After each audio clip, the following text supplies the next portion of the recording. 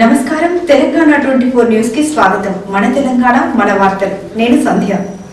Alwal PS పరిధి Hasmathpet survey number 1 ఛత్రిగడ్డలో ఉన్న అక్రమ నిర్మాణాలను హైడ్రా అధికారులు తొలగిస్తున్నారు. గత కొంతకాలంగా ప్రభుత్వ పురావస్తు శాఖకు చెందిన ఈ భూమి కబ్జా చేసి నిర్మాణాలు చేపడుతున్నట్లు ఫిర్యాదులు వెల్లువెత్తడంతో హైడ్రా అధికారులు రంగంలోకి దిగారు.